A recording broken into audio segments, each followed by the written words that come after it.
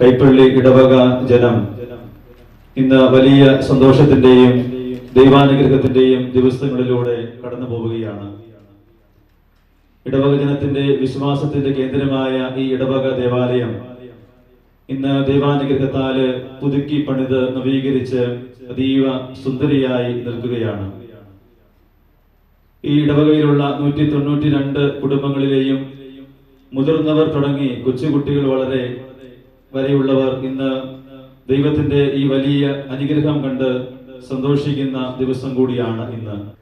ഈ നവീകരണ പദ്ധതി എന്നത് വളരെ പെട്ടെന്നുള്ള ഒരു യോഗ തീരുമാനമായിരുന്നുവെങ്കിലും ഈ ഇടവകക്കാരുടെ കൂട്ടായ പരിശ്രമവും ഒരുമയുടെയും ഭാഗമായി ഒരു ബുദ്ധിമുട്ടും കൂടാതെ പണി പൂർത്തിയാക്കാനായിട്ട് സാധിച്ചു. ഡിസംബർ 26-ന് തുടങ്ങിയ നവീകരണ പദ്ധതി 44 ദിവസങ്ങൾ കൊണ്ടാണ് പൂർത്തിയാക്കാനായിട്ട് നമുക്ക് സാധിച്ചത്.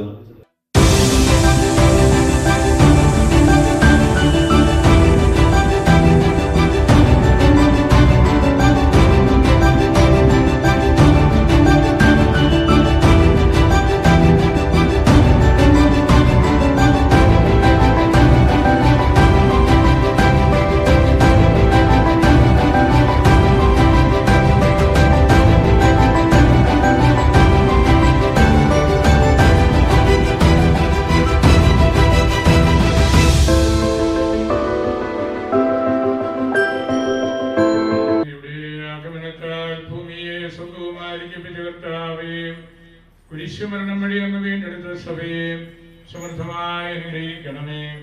എന്നുകളെല്ലാം അവസാനിപ്പിച്ച് അതിൽ സമാധാനം പാലിക്കണമേ. വിശുദ്ധിയോടുകൂടി അങ്ങേക്ക് ബലിയർപ്പിക്കുവാൻ ഞങ്ങളെ സഹായിക്കണമേ. പത്രോസാകുന്ന പാറമേൽ അങ്ങ് പണിതുയർത്തിയിരിക്കുന്ന തിരുസഭ അങ്ങയുടെ ആശ്രിതർക്ക് അഭയം നൽകുന്ന സ്വർഗീയ തുറമുഖമായി തീരട്ടെ.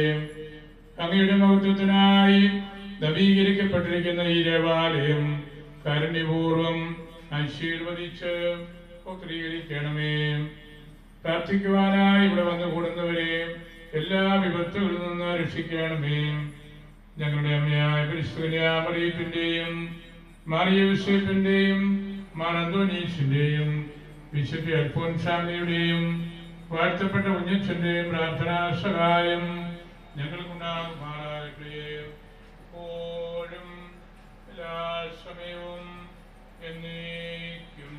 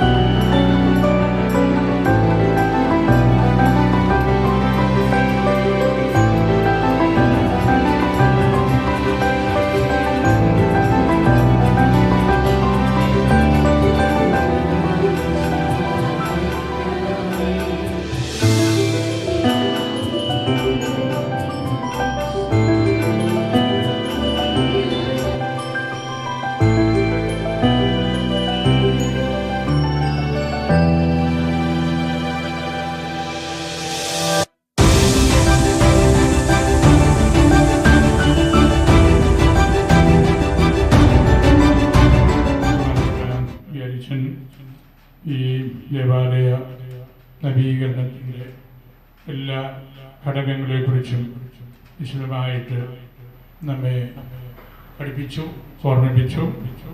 അതിമനോഹരമായ ഒരു ദേവാലയമായിട്ട് മാറി. നല്ല ഐക്കൺസും അതുപോലെ ഉൾത്താരയുടെ ഭാഗവും മധുബഹായുടെ വിരിയും പള്ളിക്കകത്തെ വിരിപ്പുകളുമെല്ലാം ഏറ്റവും മനോഹരമായിട്ട് ചെയ്യാനായിട്ട് സാധിച്ചു.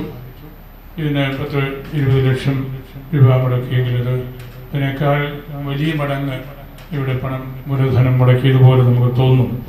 നല്ലതുപോലെ പണിയും കലയും ദേവാലയ ഭംഗിയും അറിയാവുന്ന ആളുകളാണ് ഇതിൻ്റെ പ്രത്യേകിച്ചുള്ള ജോലികളിൽ ഏർപ്പെട്ടത്, അല്ലെങ്കിൽ അച്ഛൻ ഏർപ്പെടുത്തിയത്. അച്ഛൻ തന്നെയും അത് വളരെ ശ്രദ്ധയോടുകൂടി ഇത്തരം കാര്യങ്ങൾ നോക്കുകയും അന്വേഷിക്കുകയും എല്ലാം ചെയ്യുന്ന വ്യക്തിയാണല്ലോ.